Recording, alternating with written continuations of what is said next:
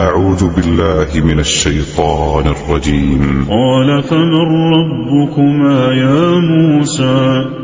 قال ربنا الذي أعطى كل شيء خلقه ثم هدى.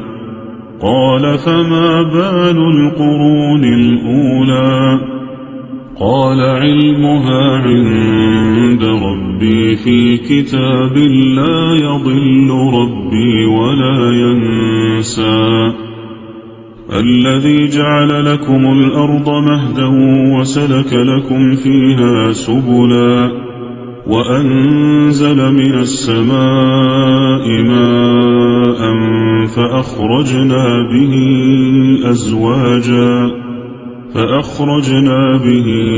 أزواجا من نبات شتى.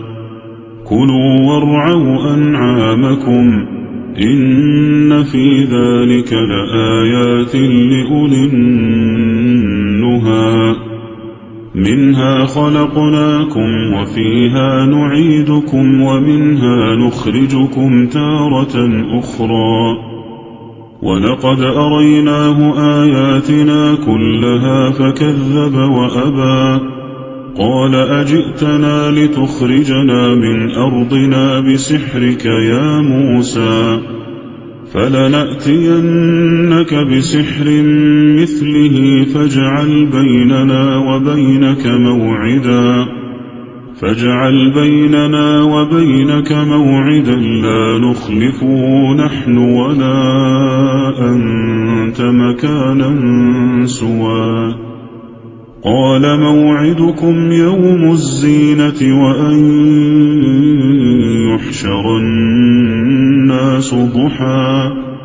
فتولى فرعون فجمع كيده ثم أتى. قال لهم موسى ويلكم لا تفتروا على الله كذبا فيسحتكم بعذاب وقد خاب من افترى. فتنازعوا أمرهم بينهم وأسروا النجوى. قالوا إن هذان لساحران يريدان أن يخرجاكم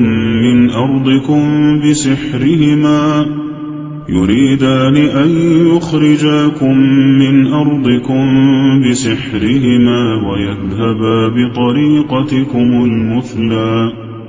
فأجمعوا كيدكم ثم أتوا صفا وقد أفلح اليوم من استعلى. قالوا يا موسى إما أن تلقي وإما أن نكون أول من ألقى. قال بل ألقوا.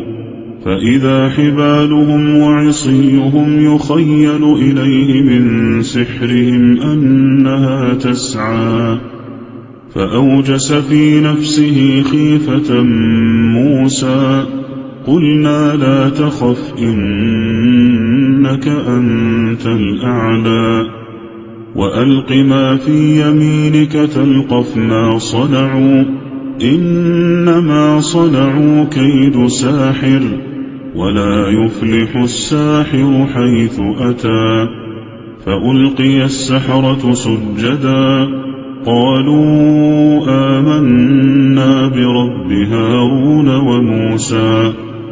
قال آمنتم له قبل أن آذن لكم إنه لكبيركم الذي علمكم السحر فلأقطعن أيديكم وأرجلكم من خلاف ولأصلبنكم في